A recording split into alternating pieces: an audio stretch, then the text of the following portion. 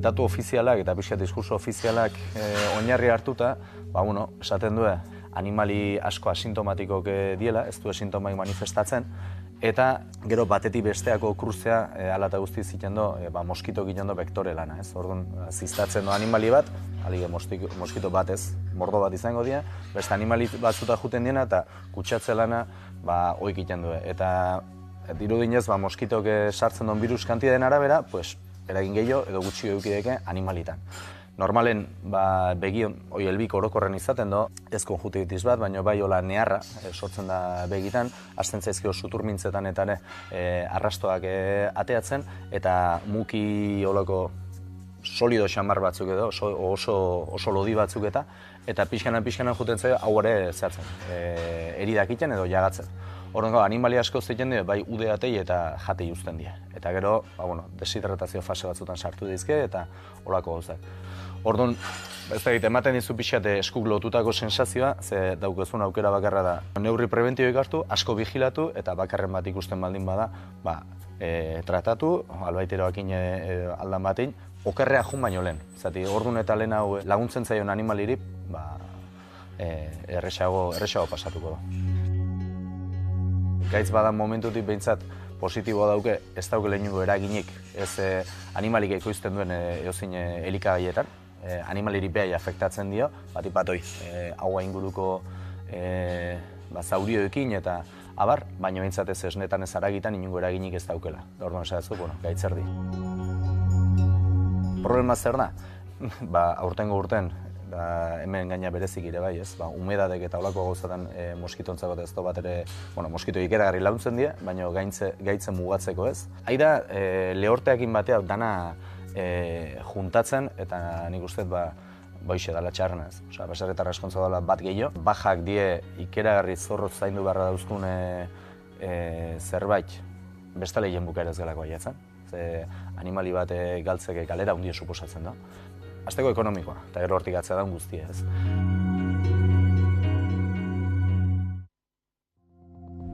Hamaika telebistak web orri berria du. Aktualitatea, saioak, podcastak, programazioa eta gehiago aurkituko duzu bertan. Unean, uneko edukiak zuzenean edo nahieran nahi duzuenean. Edozein tokitatik Hamaika telebista denon eskura, mugikorrean eta ordenagailuan. Etengabean eguneratzen den informazioa, hemen hamaika.eusen.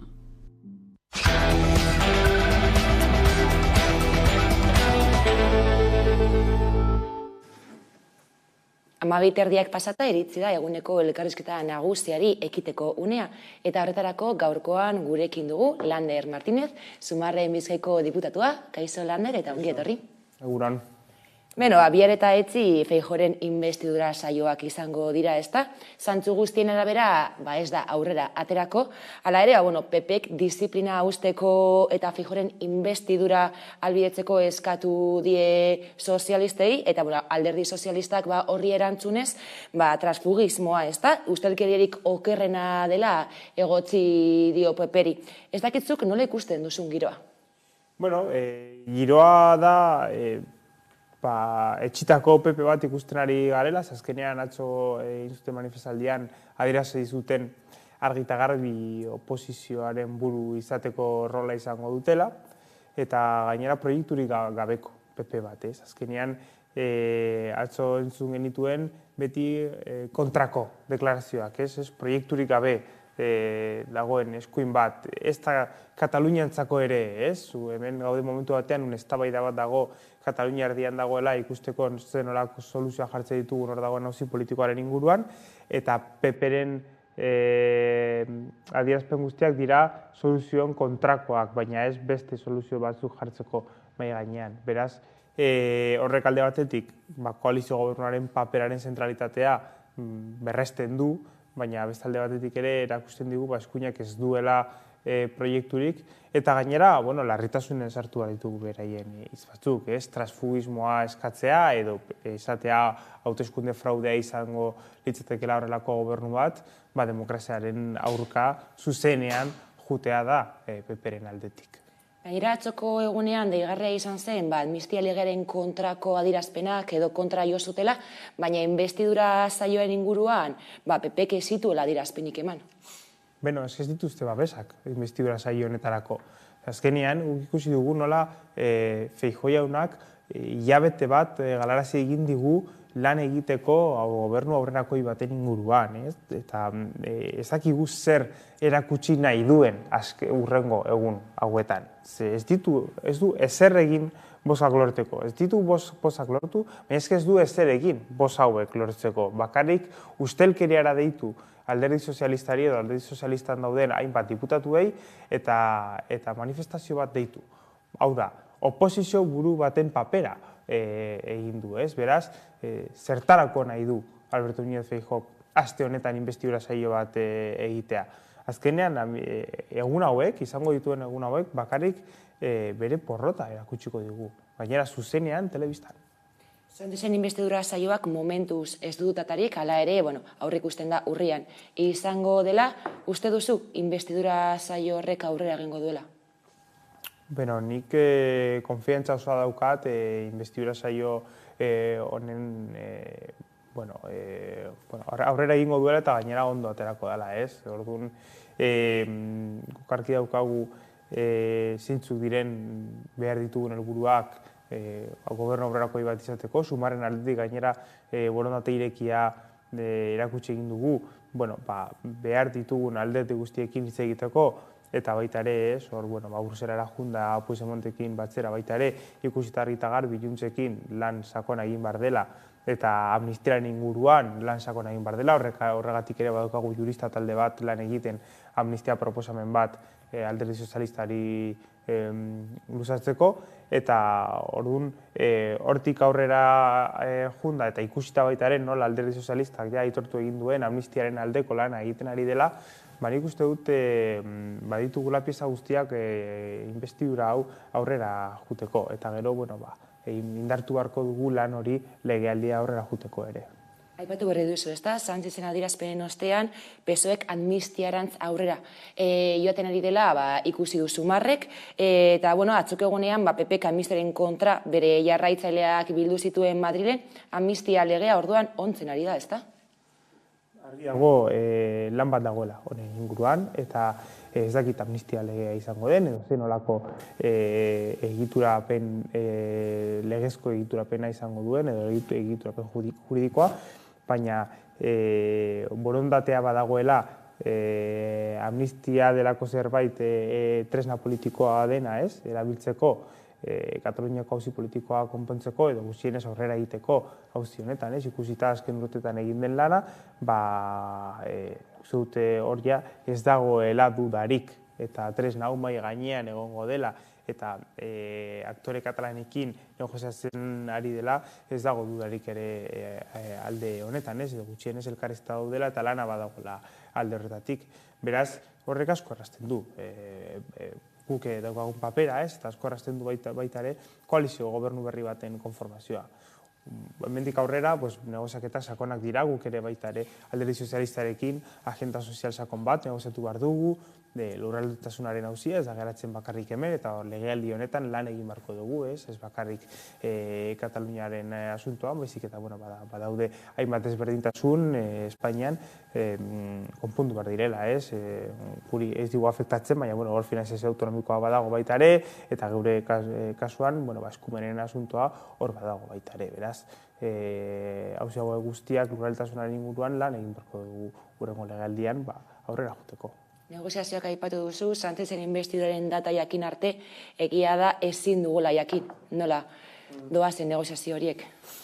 Bai, eta gainera nik uste dut, geure asko ikasi dugula baita ere negoziazioen inguruan eta gobernu negoziazioen inguruan, eta diskrezioa horretan garrantzitsua dela, ez? Beraz, gauzak egin daudenean jakingo dugu, baina momentuz, nik nahiago nuke diskrezioa mantentzeaz horrek lagundu egingo digu, akordio indartsu bat lortzen. Euskaraz, katalanez eta galizieraz hitz egiten dute dagoeneko Madrilgo Kongresuan, eta ostegunetik gainera berme juridiko handiagorekin.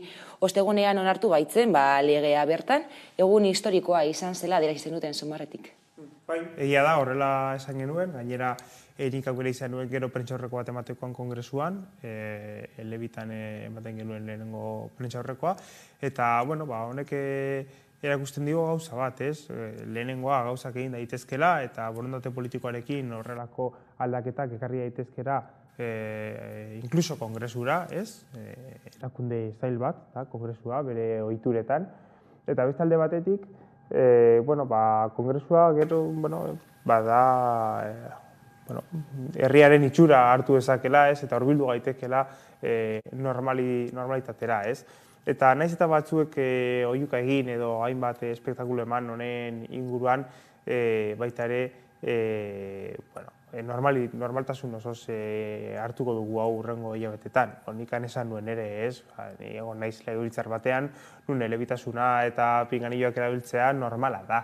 Eusko legebiltzarrean, ez, beti erabili dugu azken hamarkadetan, eta nik uste dut gero ikusiko dela hemendik aurrera nola normaltasun osoz egin daiteken, eta nola milaka eta milaka pertsonek beraien representazioa hobetuta ikusiko dutela kongresuan. Madrilen bai, baina Europako bidea atzeratu da, eta atzerri ministroak adierazi zuen katalana lehenetsiko duela Europar Batasunaren aurrean. Pero hemen daude bi asunto, ez? Lehenik eta behin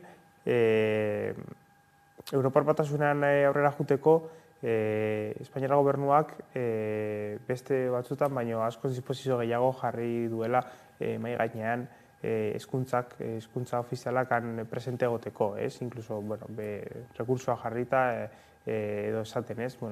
Beharrezkoak badira rekursoak aurrera emateko, Espainiako gobernuak hor jarriko ditu.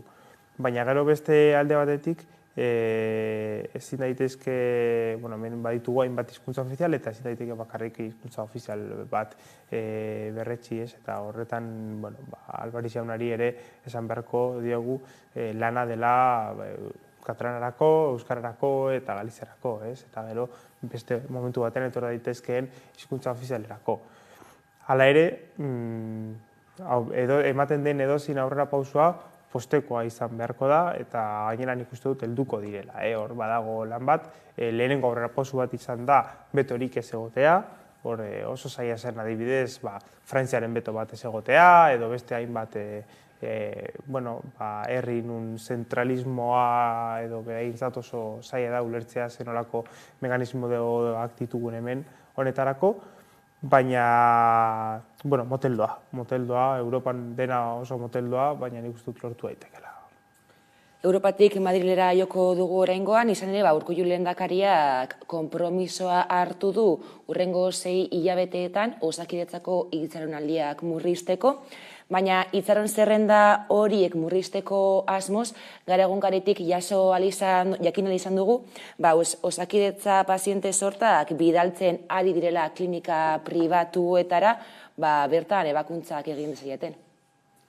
Hau da sintoma argia osasun sistemaren inguruan, ez? Bai lehendakariak eta bai Eusko Alderdi Jeltzaleak ikusten ari dira nola problemak hasten ari diren beraientzat. Eta azken hauteskundeetan ikusi dituzte. Eta problema hauek askotan etortzen dira publikoa zaintzen ez dutelako. Eta Osakidetzari hori gertatu da, ez? Osakidetza alde batetik da osasun sistema oso bat indartsuan beraien langileak gero eta lan gehiago egiten dute sistema hau mantentzeko. Eta egiten dute lan sistema hau mantentzeko beraikin hitz egiten ez duen Eusko Jaurlaritz batekin, ez? Ikusten dugu nola Eusko Jaurlaritzak adibidez lehendakariak ere esan zuen, 2019ko momentura eraman nahi zuela Osakidetza. 2019an Eusko Legebiltzarrean negoen, eta gogoratzen ditutan genituen eztabaidak Osakidetzaren inguruan, eta ez da 2020 eta pandemia osteko gauza bat lehen arretaren arazoa, adibidez, 2018an, 2019an, 2017an, bagenuen arazo larri bat lehen arretan, eta ikusten genuen ez bakarrik ospitalean eta bakuntzekin, baizik eta nola lehenengo mailan bagenituen arazoak Osakidetzarekin. Eta orain ikusten dugu nola osakidetza indartu ordez, bakarrik, jende asko onura jasoko du honen inguruan, baina baita ere bada pixkat propagandarik eta bat, hor deribatzea leku pribatutara. Ez gaizki ulertu, niri ondo iruditzen zait leku pribatuak publikorako erabiltzea, horretarako daude, behartuta egon behar ziren leku pribatuak zerbitzu publikoa ematera. Baina hori ezin izan daiteke aitzaki bat geure zerbitzu publikoak indartzeko eta geure zerbitzu publikoetan aurrekontu gehiago sartzeko. Beraz, nik esango nioke Urkullu lehendakariari ez ohitutzeko horrelako neurriak hartzera eta horrelako mekanismoak erabiltzera, ze orain hartu behar duela da erabaki estrategiko bat. Eta Eusko Jaurlaritzak hartu behar duen erabaki estrategiko bat da zenolako papera eta zenolako zentralitatea izango duen publikoa beraien estrategian. Eta konkretuki geure osasun publikoa. Jaurlaritzako hauteskundeak izango dira ikasturte honetan eta oraindik hainbat lege onartzeke daude eta arrabotza sortu du hezkuntza legeak, izan ere EAJak, EH Bilduk, PSek eta Elkarrekin Podemosek joan den martxoan adostu zuten eta bestelako norabide bat hartu duela adierazi du Pilar Garridok. Zeintzuk dira aldaezinak diren kontu horiek edo marra gorriak? Ez hemen, hasi behar gara martxotik, ez? Hau da, Elkarrekin Podemos bere egunean sartu egin zen akordio horretara martxoan minimotako akordio bat izan da. Baina, arduragatik hor parte hartu egin zuen talde parlamentarioak.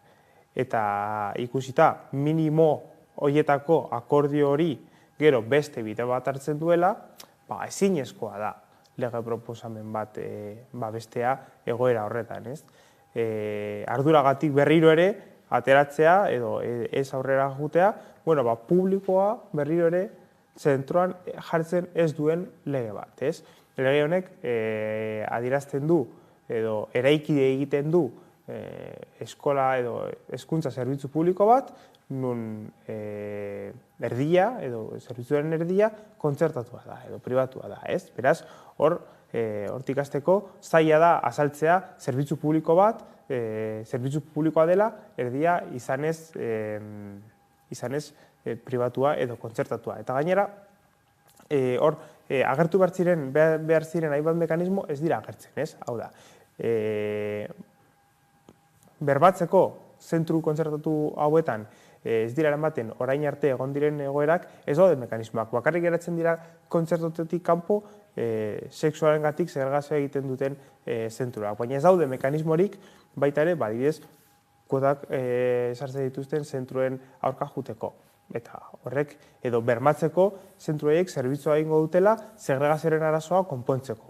Berriro ere, segregazioaren arazoaren inguruan ikusten ditugu, deklarazio, intentzio deklarazioak, ez? Eramaten da, etorkizunera asunto hau esanez egongo dela akordio bat segregazioaren inguruan, baina berriro ere ez daude mekanismo konkreturik segregazioaren aldean lana egiteko.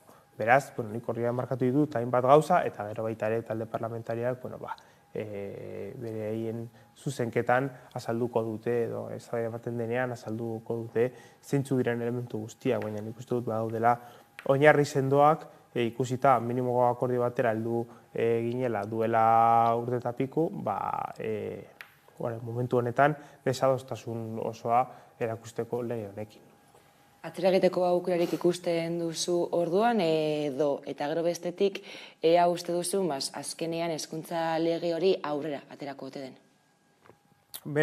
Geure postura edo talde parlamentarien postura ikusita hori papera argi dago, ez? Baina beste aktore batzuk daude hor, eta egia da, Jaurlaritzak baduela gehiengo absolutu bat, eta atera nahi badute, atera egingo dutela, baina egia da, eraiki nahi dutela gehiengo zabal bat.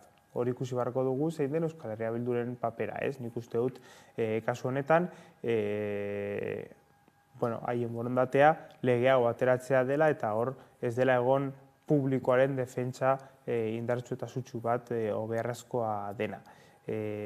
Baina nahiago dut aktore hauek hitz egitea, ze geure postura argi dago, ez? Eta uste dugu publikoa defendatzen duen edonork ez duela baiezkoa eman behar horrelako lege bateri. Eta gainera ikusita aukera galdu bat dela eta ikusita momentu oso garrantzitsu batean nun bagenituen hainbat oinarri akordio bat lortzeko lege honen inguruan, badirudiela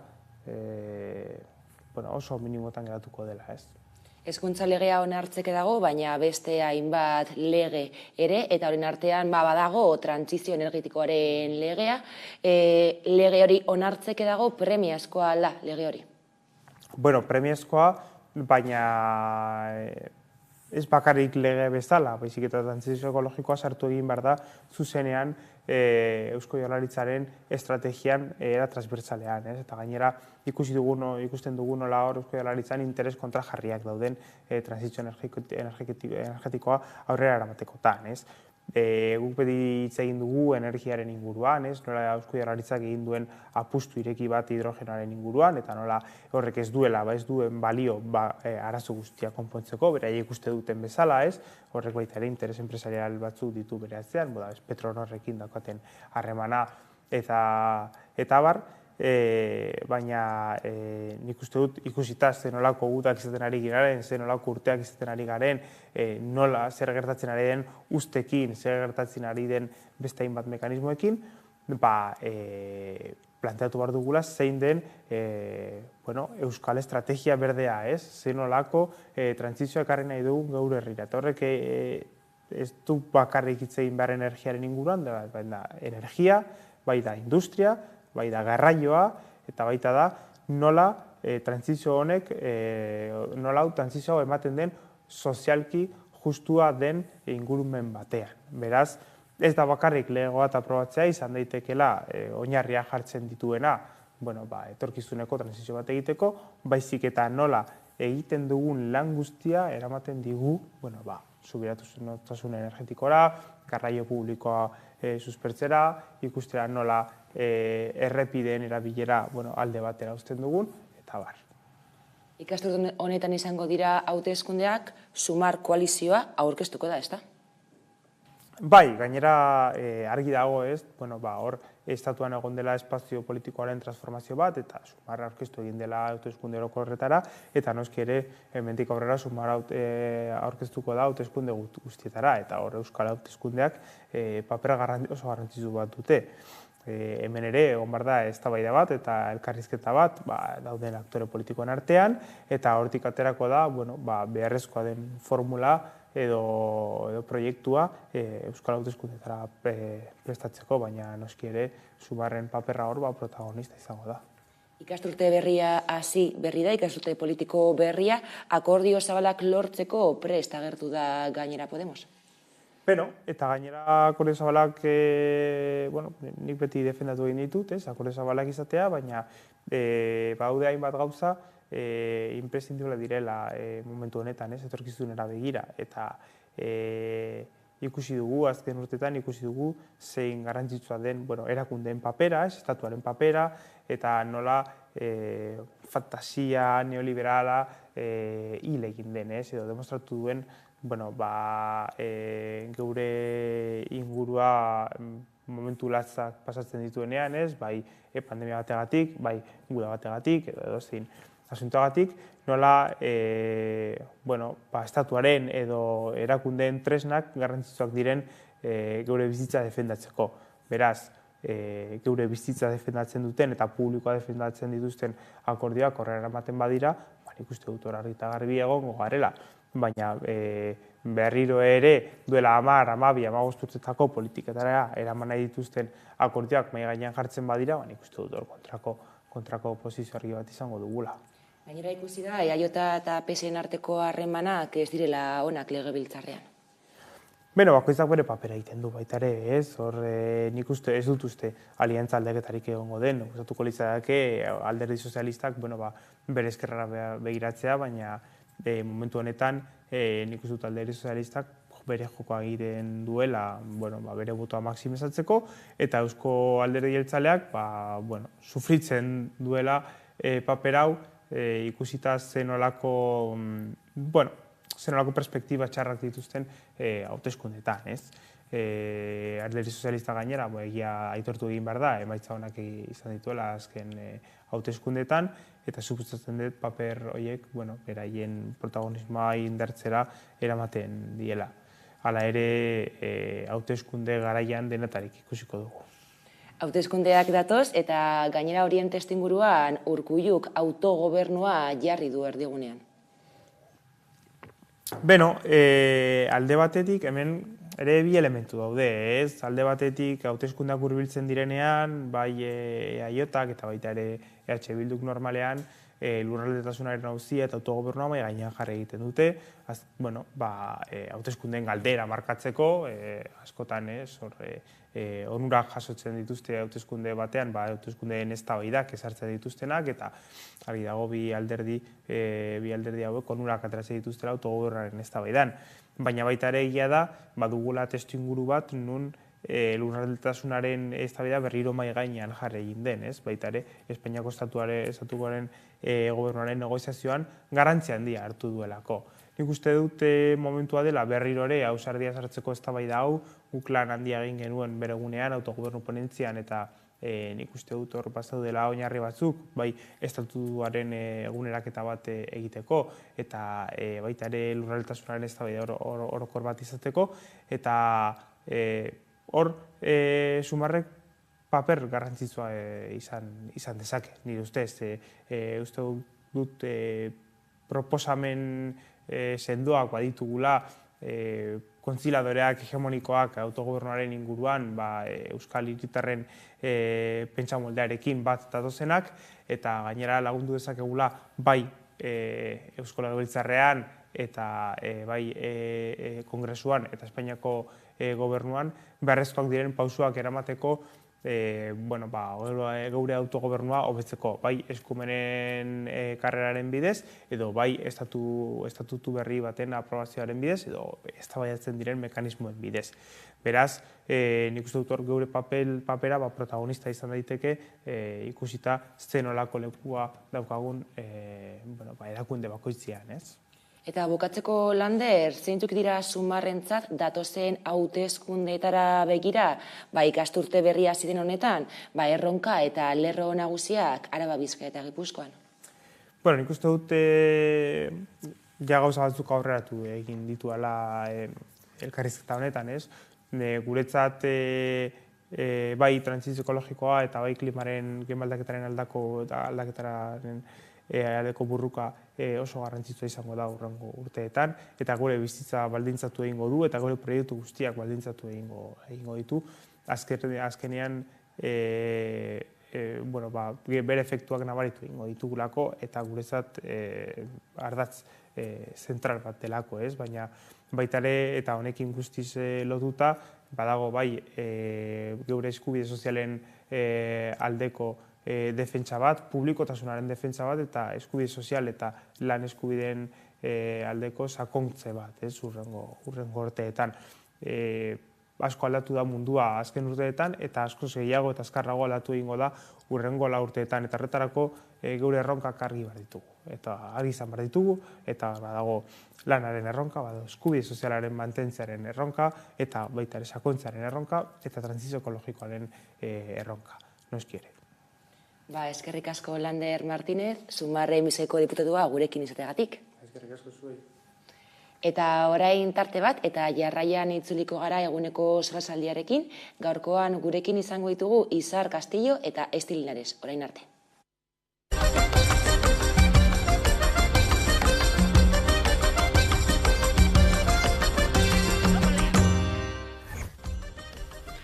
Ongi etorriak. Etorriak saiora, amatasunaren inguruko podcast honetara. Gaurko gonbidatua Aita Loira Matxinena dugu.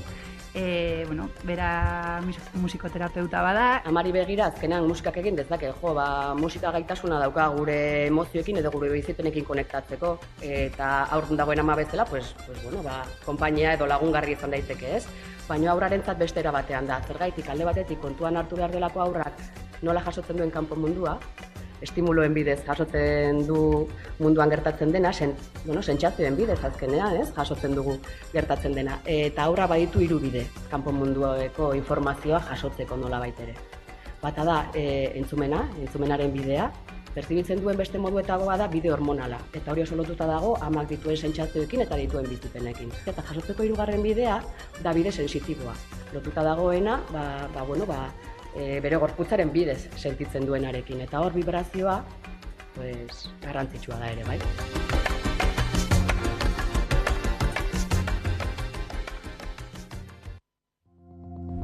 Hamaika telebistak web orri berria du.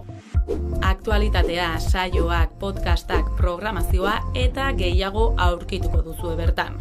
Unean, uneko edukiak zuzenean edo nahieran, nahi duzuenean.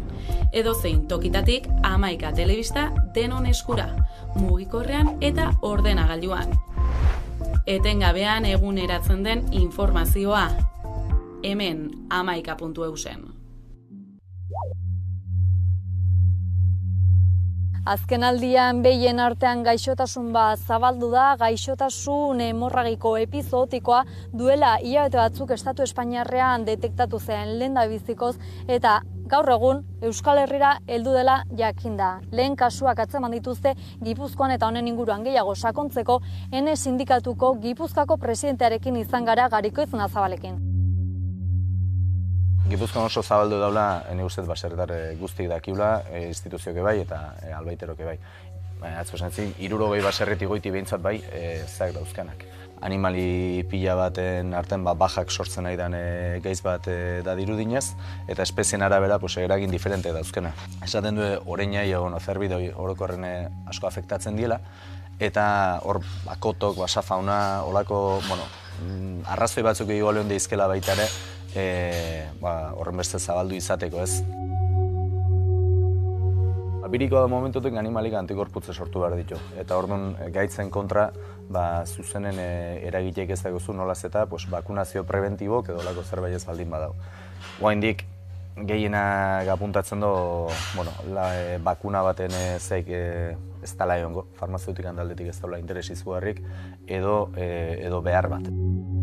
Datu ofizialak eta pixka diskurso ofizialak oinarri hartuta, esaten du animali asko asintomatikok diela, ez du sintomaik manifestatzen, eta gero batetik besteako kruzea ala eta guzti ziten du moskitok egiten du vektore lana. Orduan, ziztatzen du animali bat, alige moskito bat ez, mordo bat izango dira, beste animali batzuta juten diena eta kutsatze lana oik egiten du. Eta dirudinez, moskitok sartzen duen virus kantideen arabera, eragin gehiago edo gutxi edukideke animalitan.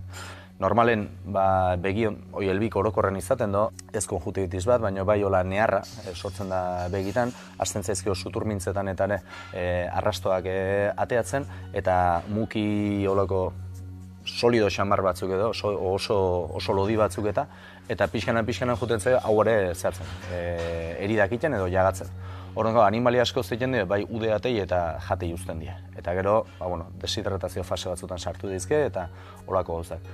Orduan, ez da ematen dizu pixat eskuk lotutako sensazioa, ze daukezun aukera bakarra da. Neurri preventibioik hartu, asko vigilatu eta bakarren bat ikusten baldin bada, tratatu, albaiteroakin aldan batein, okerrea jun baino lehen. Zati, orduan eta lehen hau laguntzen zaion animaliri, erresago pasatuko da.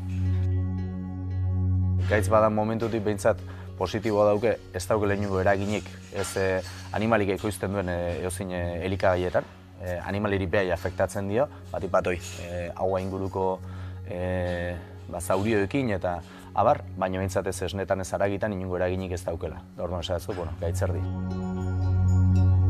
Problema zer da?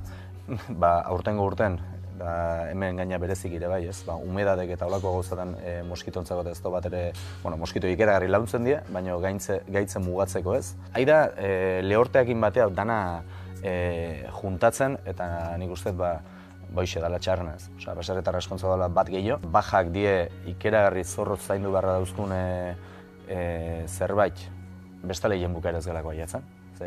Animali bat galtzeke kalera hundia suposatzen da. Azteko ekonomikoa, eta gero hortik atzea da guztia ez.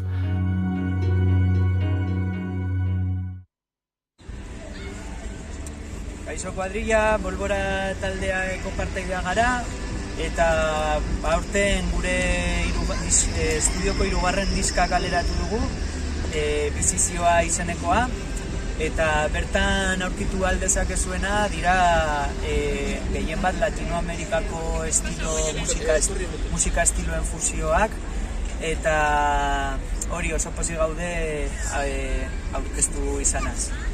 Hemendik aurrera gurekin Judith Moreno izango dugu taldean. Kaixo, Judith naiz, Bolborarekin egongo naiz, abesten eta gozatzen baita ere. Eta aurkeztuko dugun bideoklipa Munduari bira da, errezun grabatua, eta gurekin kantua egin zutena Aiama, Bermeko Aiama da, eta oso pozik gaude berarekin jotzea, eta espero dugu gustatzea. Aupa! Aupa!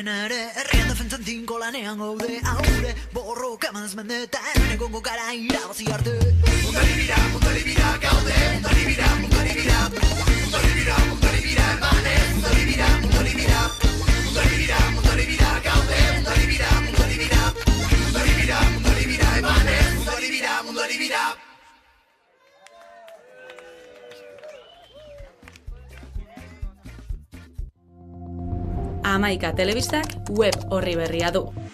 Aktualitatea, saioak, podcastak, programazioa eta gehiago aurkituko duzue bertan. Unean uneko edukiak zuzenean edo nahieran nahi duzuenean. Edozein tokitatik 11 telebista denon eskura, mugikorrean eta ordenagailuan. Etengabean eguneratzen den informazioa. Hemen 11.eusen.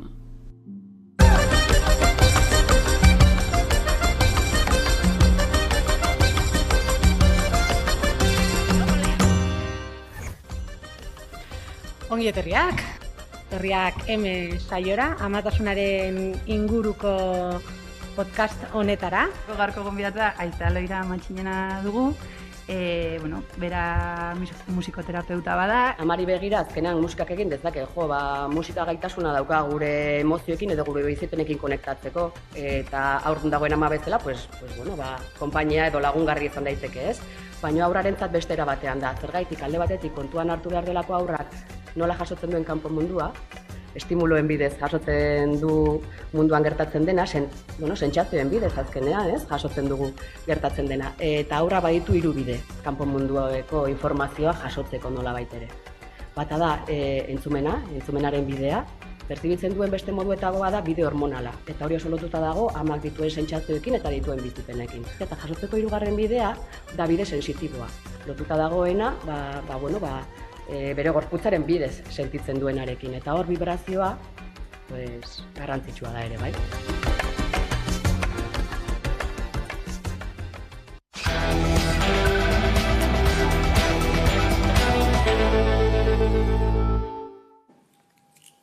Ordu batak pasata iritsi da solasaldiari ekiteko unea, eta horretarako gaurkoan gurekin ditugu Izar Castillo eta Esti Linares. Kaixo bioi? Eguerdion. Politikarekin hasiko gara lehenengo, politika nola datorren astea eta asteburuan hitzordu garrantzitsuak izan ditugu, baina horrez gain, bihar eta etzi Feijóoren inbestidura saioak izango dira. Aurreikuspen guztien arabera, badirudi ez dela aurrera aterako, hala ere nola ikusten duzue zuek giroa? Gertatzen dena beti moduan azken finean da konfrontazio giro bat, sortzen dagoenak beti PPek.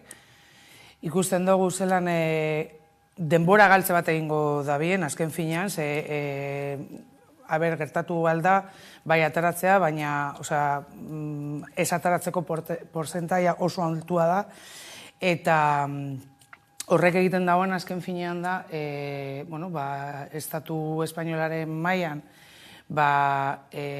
politikoki desenkortasun bat egotea, alde batetik, gero beste aldetik, zenbat diru ordaintzen da azken finean arka publikoetatik halako saioak egiteko, eta azkenean ekoizpenik izango ez da bienak, baina, ikusten da, azken finean egiten ari dauzela bere jokua, ikusten dugu gainera, zelan atzo egon zen manifestaldian, hala ere, ez zen hain jendetsu izan, baina eurentzako, ematen dau, como pultso bat egiten ari da biela, eta azken finean erakusten ari dutela daukaten, esango dugu indarra edo, kaleetan, nahiko barregarria dana, baina hor dagoela. Eta, ikusiko dugu zelan burutzen den azken finean, eta zenolako ondorio politikoak egongo diren, eta zenolako estenatoki berria sortzen den, ikusten denean ez dela aurrera eroaten inbestidura hori. Nik, danok dakigu zer gertatuko den, eta da antzerki, baita ere ez da politika mailan horrelako antzerkiak egia da, normalean daude pentsata zerbait eta helburu baterako, eta pentsatu behar dugu zein den, konkretuki, kasu honetan alderdi honen helburua. Seguruenik da konfrontazio, eta Izarrek komentatzen zuen moda, konfrontazio gehiago erakartzea, baita ere, ez da, iluntasun horiek beste alderdien aldetik ikusteraztea, eta horretan, egia da, normalean, PPek badaki egiten nola, ez da, piztu bestean, atera behar ez dena, eta ateratzea. Eta igualagian, erabili aldezakete espazio hau bereziki hortarako. Zergatik izan eta Feijóok eta alderdik badakite, ez dala izango momentua Feijóoren inbestidura ateratzeko, eta dago dana pentsata, ze gertatzen den eta nola aurkeztuko den. Orduan, hau ikusita eta behin aztertuta zein den PP-ren helburua ikusi behar dugu besteon helburua eta nola kudeatu egoera hau, eta nola kudeatu konfrontazio egoera hau, eta tentsinoa nola kudeatu. Zergatik eta bestela, eta nik, igual agian banago, igual aurre pauso asko emoten, baina dana badirudi egon beharko direla beste hauteskunde batzuk, eta beste hauteskunde horretan, antzerki hauetan, normalean bat eta besteek nola ipintzen diren askok kaltzen dute. Eta normalean da eskerrekoek. Zergatik zen eta konfrontazio horretan zenotatako demagogia hain simplea erabiltzen duten, nik uste dut doazetela denaren perrest, eta ikusi egin ditugu azkenen agerraldietan.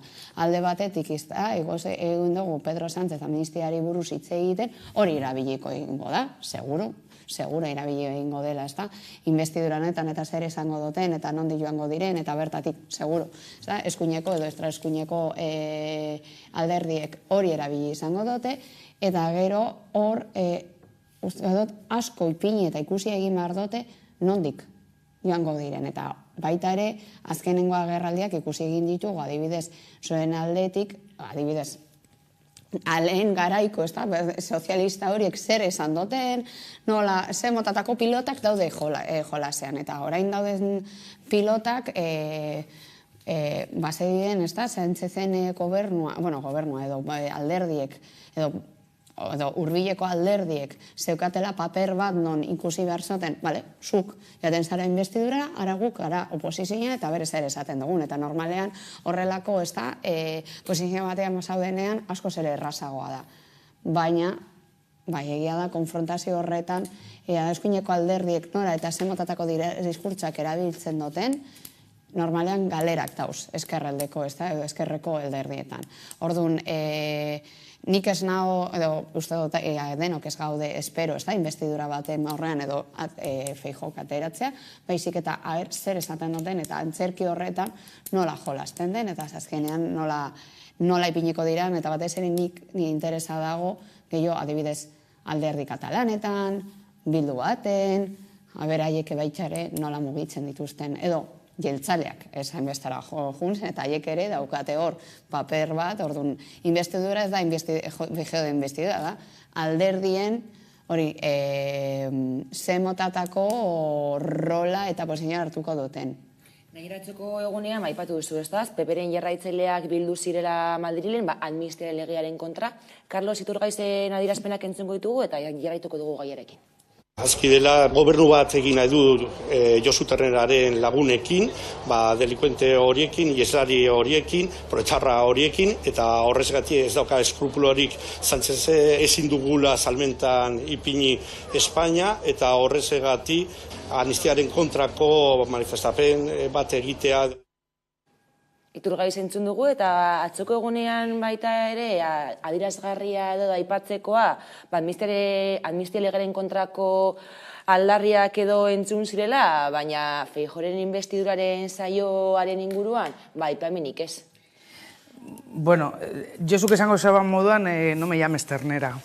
Madre mía, bueno, es que Iturgaizek berba iten dagoen bakoitzean, berak, zenolako jarrera erakusten dago, Espainia estatuak apurtuz deiten, niri beldurgarria iruditzen zait, zergaitik.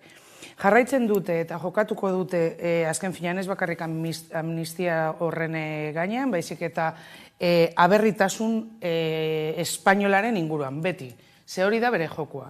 Ez dago berbaiterik, ze beharrak dituzten duen biztanlegoak, zenolako, adibidez langabezia, gure egunerokotasunean datozenarekin bat, eurentzako ez dago euren aferetan. Gertatzen dana da, oso diskurtso potentea daukatela eta gero eta gehiago dago desafekzio politiko bat biztanlegoaren aldetik. Eta horrekin jolasten dago PPek. Jolasten dago desilusioarekin eta eurak beti berpiztu egiten dute eta gainera erabiltzen dute asko euren diskurtsotan ilusioa sortuko dugula eta bar, eta ematen dago bere gauza txarrekaz, baina Sánchezek bere agarraldi osoan ez dauela ezer egin biztanlearekiko. Eta badakigu, gainera bilduren askotan babesarekin, zenolako legeak sortarazi diren, zenolako aldaketak positiboak egon diren biztanlearekiko, baina gertatzen dena da, beti datorrela, eta gero zer gertatzen da? Dagoela atzekaldetik, potere judiziala, dakigu edabideetan zer gertatzen den bebai eta zelan zabaltzen den, diskurtzo horiek, eta ikusten dugu, deigarria dela, eta horretan oinarriko dutela euren azken finean euren diskurtza. Gero bestaldetik ez dau inolako favorerik egiten, PSOEko baroiak urten izana. Eta badakigu hor dauzela, beti itzalpean, baina hor dauz. Eta azken finean dira mugitzen dituztenak ariak. Eta eskertiar deitzen dan pertsona batek esatea amnistia baten kontra dagoela, eske ez deko inolako logikarik. Eta, klaro, deslogika horretatik egiten duena da PPek azken finean hori aprobetzatzea. Eta buelta ematean diskurtso horri esaten behitu, eske gainera ez bakarri gu, baizik eta hor dekozue, kritikoak diren ahotsak zuen partidoetan adidez, ez? Eta horretan, zuk esan bezala, azken finean antzerki potolo bat egiten dabe, jarraitzeko, esaten egongo garela hor borrokan poterearen inguruan, baina gertatzen den azken finean da, egunerokotasuneko gauzak eta aferak ez direla mailan jartzen. Gainera, PPek sozialistei eskatu die disiplina hausteko eta Feijóoren investidura albidetzeko ezta. Eta horri erantzunez, Sánchezen esandakoak entzungo ditugu eta orain emango dizut hitza. Habrá que recordar que el Partido Popular echó a su anterior líder, al señor Casado, por denunciar un caso de corrupción de la presidenta de la Comunidad de Madrid, Ayuso, aún por esclarecer. Y ahora vemos al señor Feijóo apelar a la peor de las corrupciones, que es el transfugismo. Si es que van de mal en peor. Transfugismoa, ustelkeria okerrena sustatzea, egotzi dio Sánchezek Feijóori. Hori da justo lehen komentatzen genuena da. Zertarako egiten ari da orain investidura zein da bakoitzaren helburua eta zerekin eta zein motxilekin eta erremintekin joten dira ez da alderdi bakoitzak eta ikusten da, ez da erabiliko dute. Baina gauza bat gertatzen dena da bai PPek eta PSOek eta batez ere haiei buruz hitz egin da, zen eta izan dira, ez da, bipartidismo horretan mugituen direnak eta botere maiori batera do bestera jundelako. Igual eske biek ez dira akordatzen zemotatoko historia daukate baitak eta besteak. Amnistiari buruz hitz egiterakoan, adibidez PSOek nik lotuko nuke galekin segertatu egin zen, edo adibidez PPek zemotatako ministroak izan dituzte haien bezalkietan eta nortzuk egon diren haien gobernuetan. Orduan, nortzuk egon diren atzean eta zein da haien historia, nola askotan entzuterakoan eta gainera ipintzen direnean, ez da, horrelako hainbat pinak hitz egite, esan ez, eta batez ere, ez da, moral batetatik hitz egin da hori da, batez ere niri egiten didana distantzia handia eukitzea, ez da, gara. Bueno, igual agian beste leku batetatik hitz egingo bazen, eta guk badekigu zein den gure historia, guk hau praktikatu egin dugu, baina bai erabiltzea alde batetik eta amnistia gauza bata eskatzea eta gero emotea. Zen eta hemen amnistiaren prozedura bera ez gara sartzen bakarrik, ez da, Euskal Herriak edo Espainiako gobernuak badaude bestelako instituzio Europako mailan baitare, non eragin handia dekon eta hori da, eta amnistia ematen baldin bada da, amnistia eman behar delako. Orduan, kontuz, nola planteatzen diren baitare irizpideak eta nola zein diskurtsa, baina bereziki ez da, historiak markatzen dagoena eta haien bien, ez da, historia. Hori leku batetatik ero bestaldetik, bai PPek eta erabiliko egingo dago, ez da, seguruenik diskurtso nahiko tradizionala, non bereziki joango da independentismoaren aldetik, zen eta da, haien eta batez ere da Espainia mailan zerbait asko mugitzen dena. Dago hor sentimendu bat, non sentimendu hori ez dela aldandu, eta hor geratu egin dela Espainia mailan. Bai Katalanen aldetik, bai beste Espainiaren aldetik, bai Euskal Herriaren aldetik. Hori da erabiltzen dutena zen, eta badakite ez dutela ondo egin. Orduan, hori hau da erlazio bat bezala, ez da, apurtzen dozunean, eta ez dituzunean gauzak egin, gauzak geratzen dira hor. Eta hemen gertatu da, batez ere, ez da, gure nazionalismoaren sentimenduarekin. Batzuentzako, ez da, dala, zerbait erabiltzen dutela, ez da, arma bat bezala, eta beste batzuentzako da mingarria. Eta horrek erazabaltzen dagoena dira, bai, hainbat egoera eta distantzia handia eraikitzen dagoena, bai politikoen aldetik eta baita ere, eta bereziki herritarren aldetik, ez da?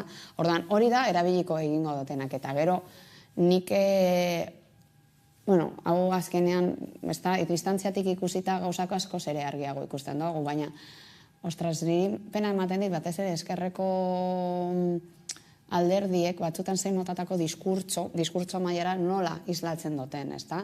Askotan agresibitatasun, maskulinitate, bai, nahiko tradizional batetatik hitz egiterakoan, uste dut gauzak hitz egin aldirela, eta interpretatu eta mai gainean ipin aldirela beste modu batean, ez? Izatea, ez da jolas bat, non pilota doa balde batero estera, eta izarrek aumentatzen duena, non geratzen dira, hemen, investiduran konkretuki, zeri egingo diogu ados, zer nahi dozue adostea. Hori da, Feijóoren aldetik nik ez dut ezebez entzun, hau da, nahi dugun ateratzea, berdin zait, eskuineko edo eskerreko berdinat, baina nahi dugun ateratzea da gobernu hau. Baldintza hauekin eta egingo dugu ez daki zer. Orduan, adostuko dugu, baina ez. Da, eman bidea ni gobernatzeko, baina zuek beste aldetik berdin egiten ari da. Eta gero, azkenik esate amnistiarekin lotuta, niri bai ematen didana pertsonalki, ez da, pena da, erabiltzea justo ez amnistia soilik Makiavelli bezala. Nahi dudana da nire helburua lortzea, uste dut Pedro Sánchezen lekuan da, alderdi katalanak berarekin adostatzea, baina amnistia hau lehenetik egon behar zen, ez orain momentu honen, eta bakarrik zure helburua lortzeko. Orduan, zer horrelako helburuak lortzeko, horreino heldu egin behar gara, hau benetan politika da, adostasun hauek lehenetik ez ziren posible, edo orain bakarrik hori, investidura bat lortzeko, baita ere hori pentsatzekoa da. Ba, azken pinean da, txantai politikoa. Zuk ez badostezu hau emoten, nik ez dut utziko bidea erraz behintzat, zuk gobernua egiteko eta lantzeko eta aurrera eroateko. Baina jarraitzen dugu berdina, niri, ez ja espenagarria, aserratzen nagona da, egunerokotasun horretan, edo horretaz, nork berba ingo dago. Berdin jak, eta ez dik esaten dago moduan, berdin da, eskuma zein eskerra. Eurak ez da berba egiten, baizik eta euren interesentzako. Azken finean nahi dutena da bakarrik, sortzea estatu jarraipen horri, Frankotik datorrena, jarraipen bat emotea. Niretzako ez dago besterik. Jarraitzen dute, benetan aldaketa politiko bat nahi izan balute. Egin behar dutena da lehenengo, porrot bat egitea eta jakitea nondik datozen partidu horiek, zen olako helburuarekin sortu ziren, zen olako helburua jarraitzen da bien, nori erantzuten doltzie, zez bakarrik dira baroiei baizik eta badekigu ibes 50, eta pio bat, analizi oso luzea izan egin beharko gendun esateko. Lehenengo, eskatu beharko lukete erreparazio bat egoteko, barkamena jarraitzeko, garbitasun demokratiko bat egoteko. Espainia estatu mailan ezin da garbitasun politikorik egon, ez badute aldarrikapenik egiten eta aitorpenik egiten, egindako mina, baina ez bakarrik, Euskal Herrian, zabalduko dugu oin dela 5 urte gertatu zen Katalunian, izan zen bakarrik aste baten, ulertzen doztezue, baina zenbat urtez errepresioa, zenbat urtez esatea ez dugu onartzen beste identitate nazionalik. Eta hor jarraitzen dute, eta hori izango da euren diskurtsoaren oinarria bihar. Eta etzi. Eta ikusiko dugu, eta jarraituko dute. Eta esan bezala, amnistia da figura demokratiko bat. Daugi konstituzioan. Eta nik ez doan olertzen da, konstituzionalistak deitzen diren partidu horiek, beti jokatzen dute ezetzari amnistiaren inguruan berbaiten danean. Eta ez dik esaten duen moduan, ez du balio orain emotea. Ez hori lehenengo gertatu behar izana horri erreparazio bat emotea. Eta amnistia esan figura juridiko hori. Baina jarraitzen dute, ez, orain 5 urte, ikusko dugu, ze azkenean amnistia izango litzateke giltza. Eta gero zer? Giltza horren atzekaldean zer dago? Zenolako politikak sozialak egongo dira? Zenolako ondorio politikoak egongo dira Kataluniantzako eta azken finean gobernatzen bado PSOE berriro beste komunitatentzako. Eta ikusten dugu, eta berdin jake, porque eurak nahi dotena da, bakarrik ez geistea gobernutik, edo bestea heltzea.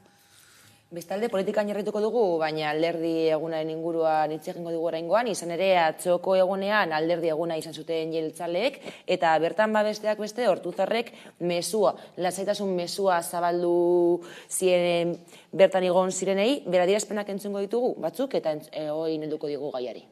Inork eta eserk ez duelako Eusko Alderdi Jeltzalea dagoen tokitik aterako. Inork ere ez gaitu eramango guk nahi ez dugun tokira, baina guk ere ez dugu euskal gizartera eramango egoin nahi ez duen tokira. Adierazpenen asko egin zituen Ortuzarrek, entzun dugunak, edo besteak beste, elkarlanean aritzeko prestutasun hori, eta, eta tartean baita, herritarrak ere entzun dituela EAJak hauteskundeen ondoren, eta, beste adierazpen bat, EAJ ez dela ez eskuindarra, ez ezkertiarra esan zuen. Ez dakit adierazpen horiek entzun da, zer duzuen edo ez? Hori justan edo zer dira, hor botako nuke galdera de.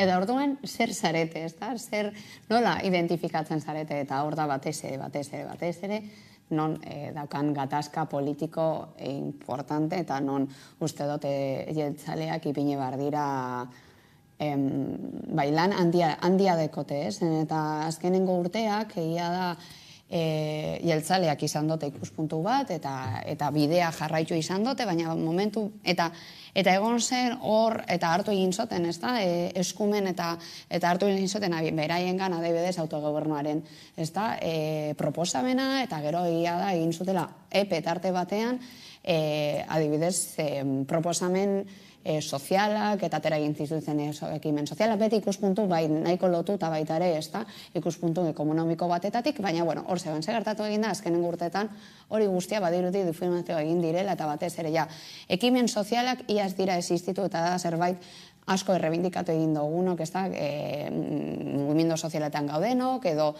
gizarte zerbitzuetan, edo gizarte zerbitzu sisteman, ez dugu, orain dela asko, ez ditugu ekimenek ikusten. Eta are gehiago, badirudi, eta batez ere, atera egin dituzten ekimenak oso lotuta egon dira, ekimen pribatuekin, kapitalismoarekin, eta hori, eskuineko ez da, linea oso errepresentatiboa da.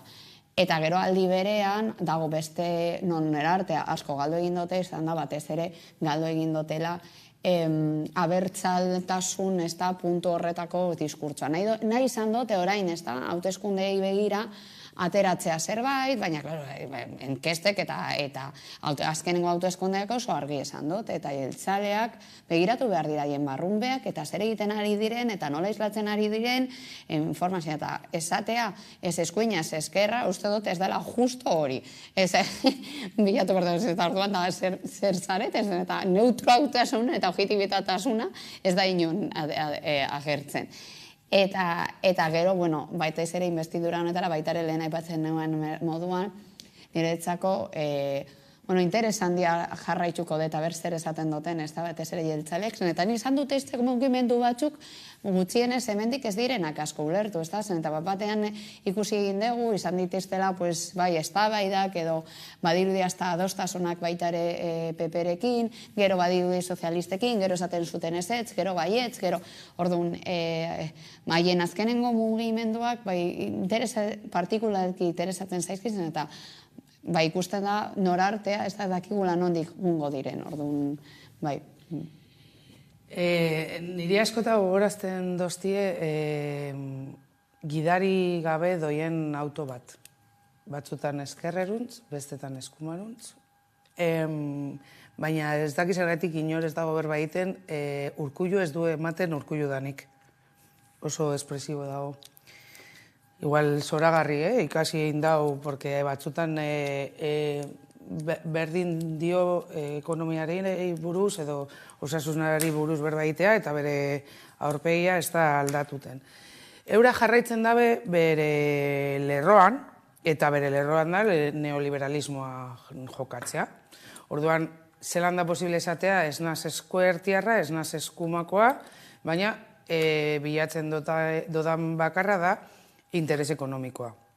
Ikusten dugu adibidez bere lerro politikoak bere diskurtsoan izan zala alde batetik euskera, izan zala autogobernua eta izan zala Baske European ez dakiz zelan ditzen den.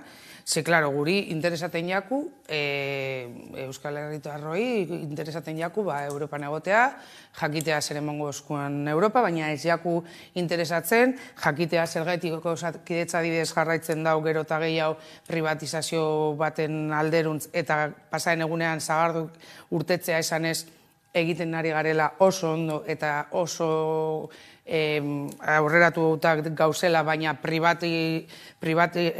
kontsulta pribatuetara bidaltzen ari gara adibidez bakuntzak saiesteko eta kudeatzeko deko guzan arazo osasuneko arazoak. Euskal Herritarroi ez jaku interesatzen adibidez zergaitik pobreziak igo dau 125 baten adibidez eta gero eta jende gehiago dekola arazoak bai bere egunean zehar izateko dirua ordaintzeko umeen aferak, bere zergak, eta ito egiten gaituela adibidez ekonomiak. Inori ez jako interesatzen zergaitik hezkuntzaren inguruan ez da pakto nazional bat ona egiten eta aurrera eroaten kalitatezko euskal eskola publikoa adibidez ondo esartzeko eta inork apurtu ez dezan itun hori adibidez. Ez jako interesatzen hainbat eta hainbat gauza, interesatzen jakuna da Europan egotea Euskal Herritarroi. Autogobernuaren inguruan, odauz, berba egiten dabe, zer da autogobernua? Osea, da, azken finean, izatea, kompetentzia alik eta gehien, jakin dala ere, gaudela beste nazio baten barruan, nazio bat izan da, eta gure, horiek dauzela, limitatutak. Baina, alderdi egun azken finean, zer da, ikusten dugu.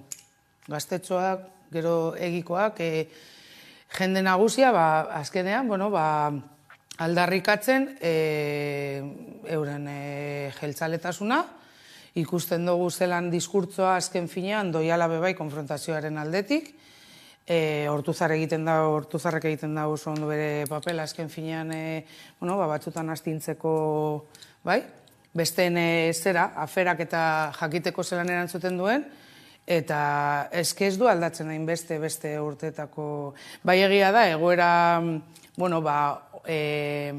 beldurgarria egiten ari jakiela, ze, klaro, EH Bilduk izan dauan adibidez gorakotasun hori, egiten jake azken finean egotea behintzat urduri.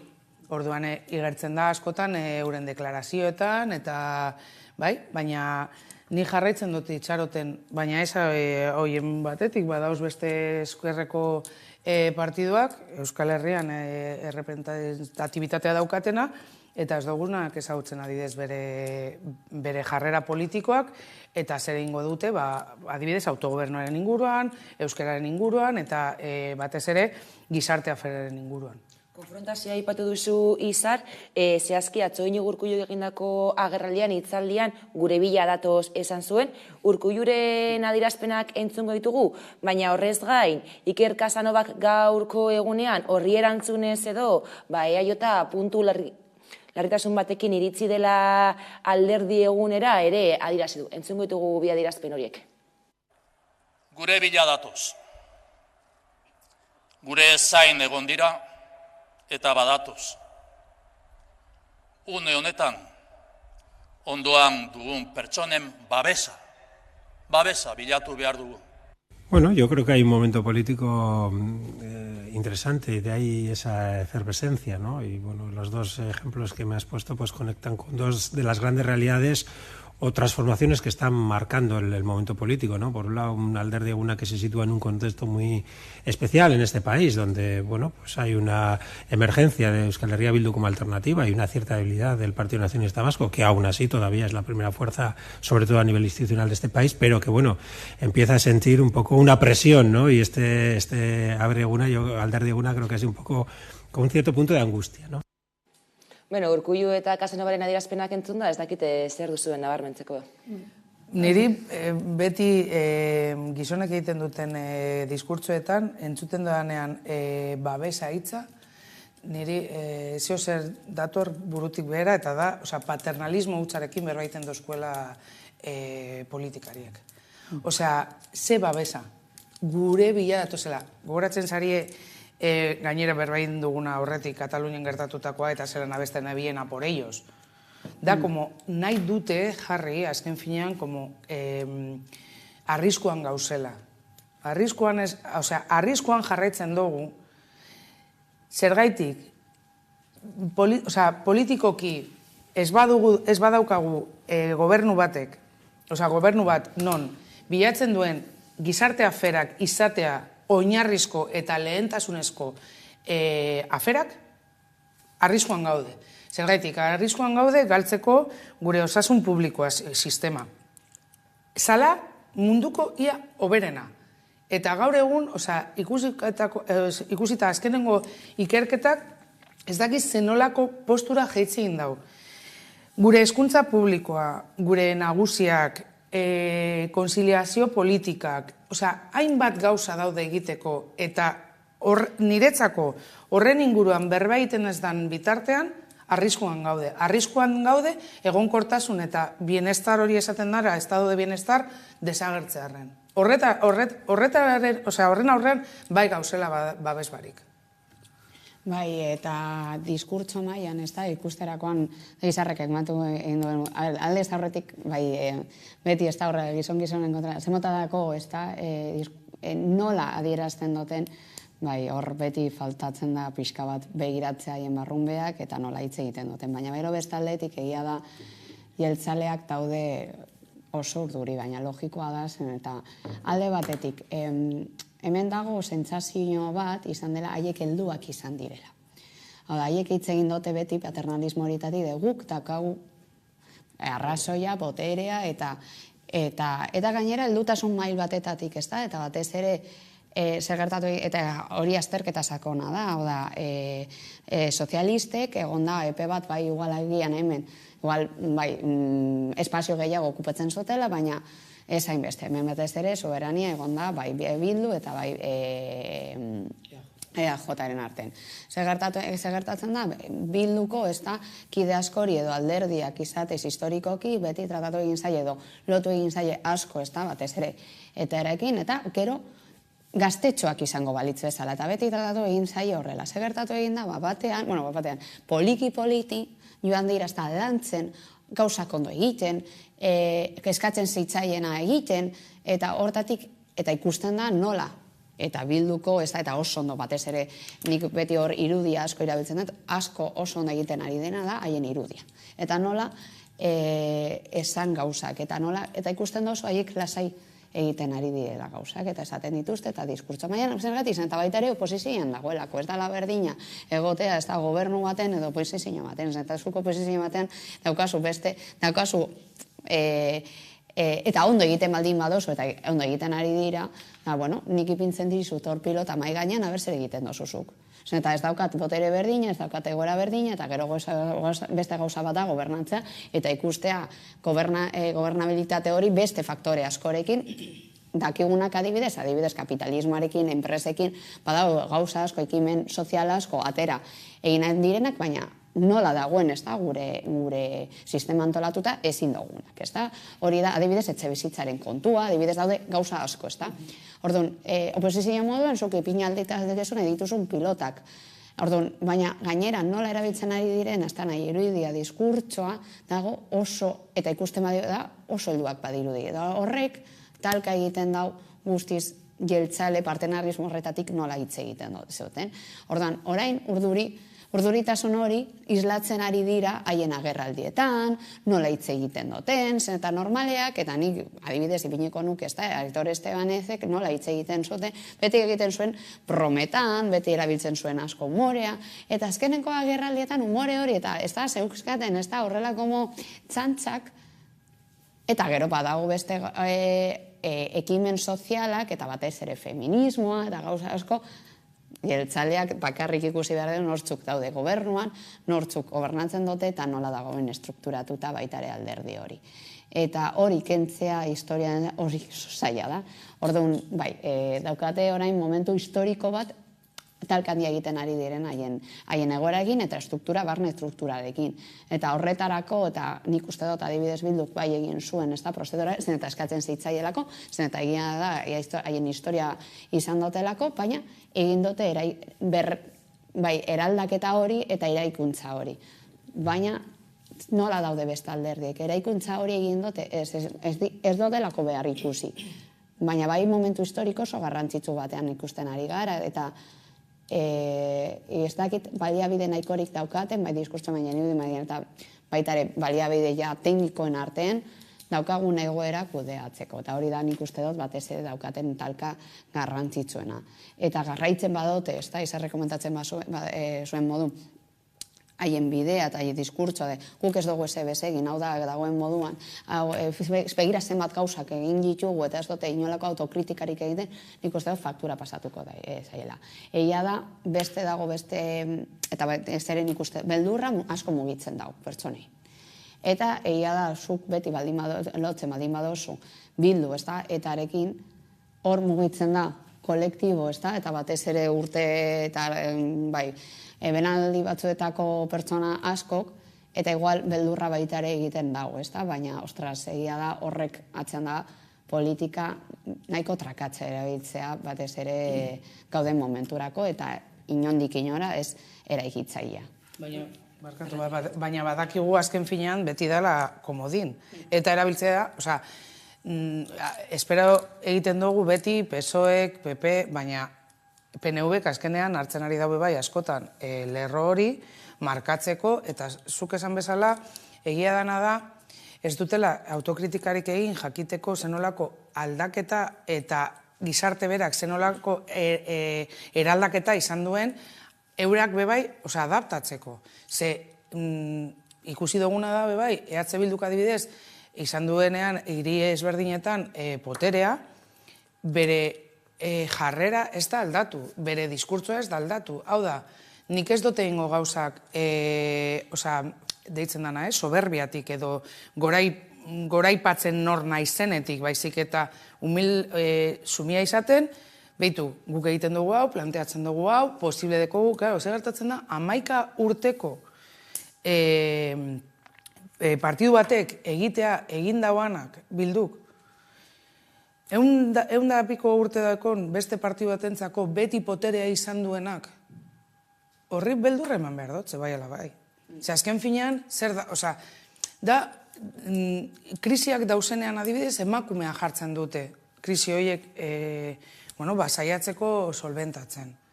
Eta ikusten dugu nola eurak, ez dute autokritikarik egiten, eta autokritika barik ezin da aurrera jun, eta ezin da zure programa garatu, eta ezin da zure ahalmen politikoa aldatu oberuntz. Hori da arazoa.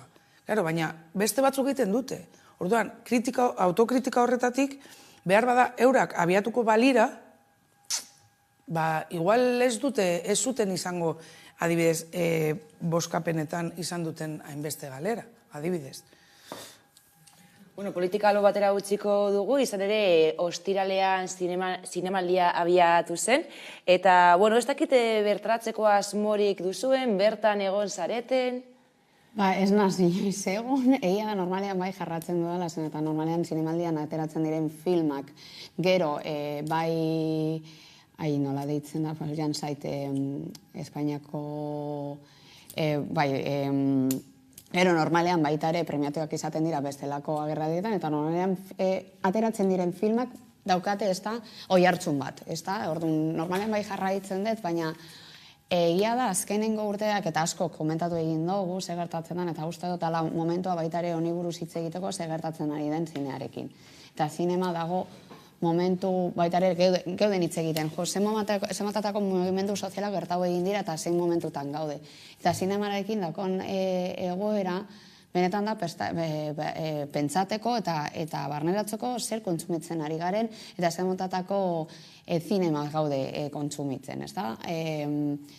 Egia da, zinemaldiak baita ere ematen dau leku hainbat eta azkenengo urteetan ikusi egin da besterako, ez da, filmak saiatzen direla eta alternatiboak saiatzen direla, eta gero eta gehiago, gero eta oihartzun gehiago dekote adibidez, ez dakit, hainbat errebindikazio sozial, adibidez, izan zen oso famatua adibidez transexualen ez da filma, egon dira, bueno, uste dut gauzak asko aldatu dira eta aldatuko dira, orduan, hori bereziki, baina egia da zinemaren ez da kontsumoa asko murriztu egin da, eta batez ere, bueno, Teresaiak eta bar asko, eta batez ere oso modu pribatuan eta privatizatuan gaude hitz egiten, eta hori baita ere oso representatiboa da. Baina, bueno, beti ere uste dut dela momentu kulturari buruz hitz egitea, eta espazio konkretu bat izatea, hori noski.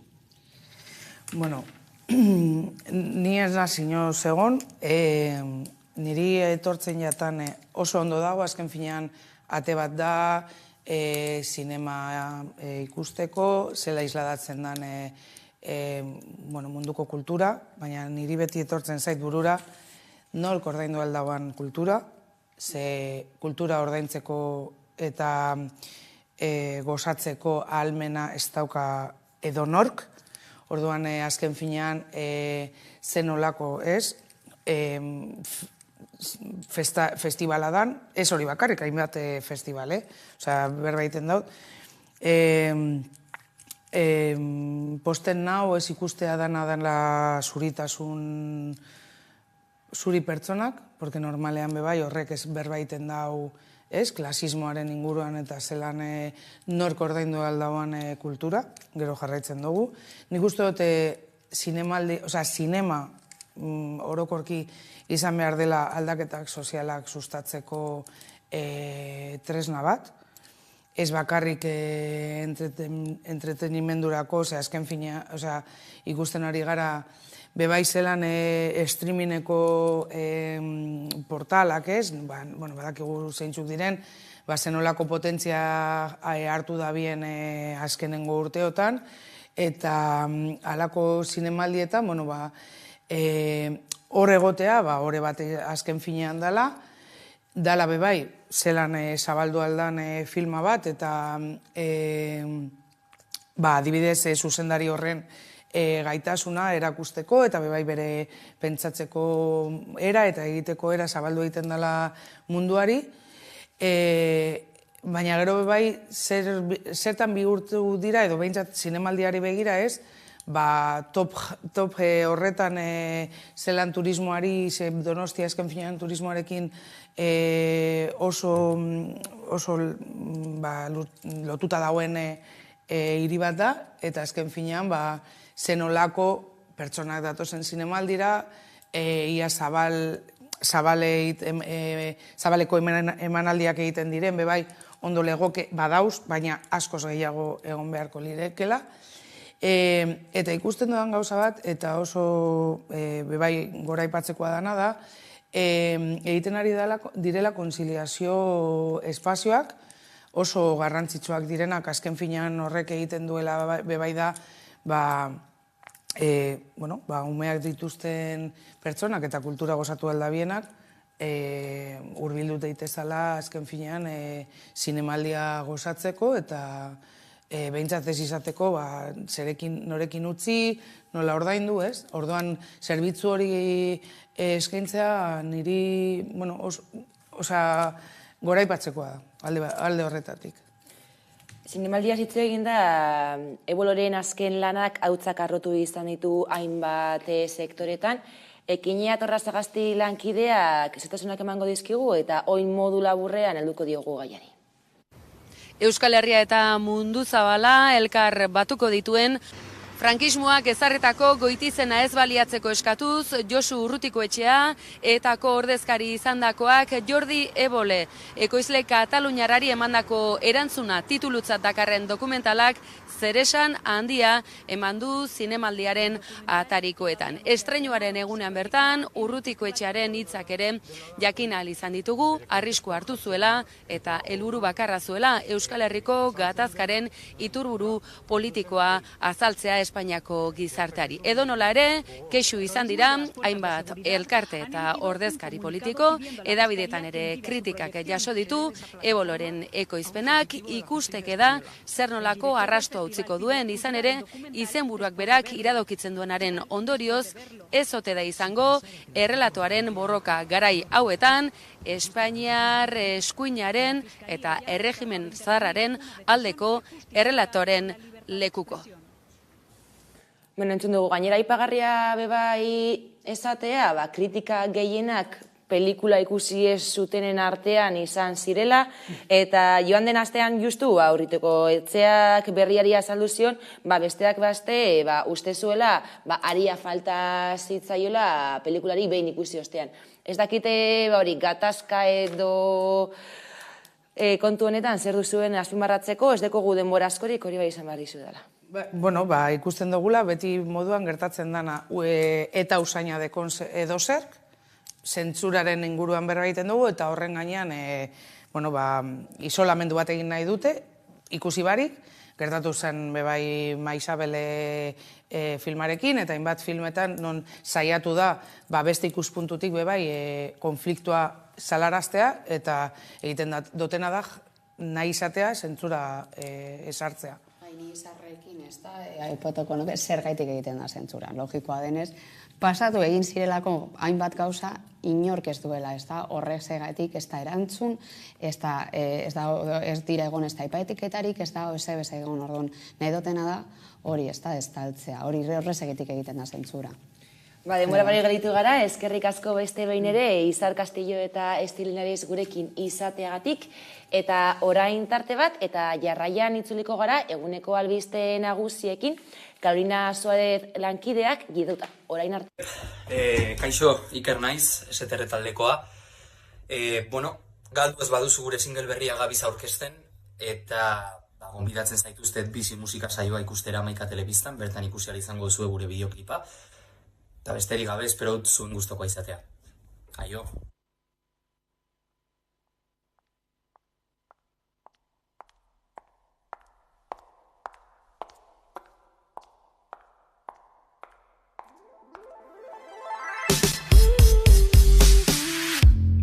Mina urdinegi irentziz, pasa izan ditu.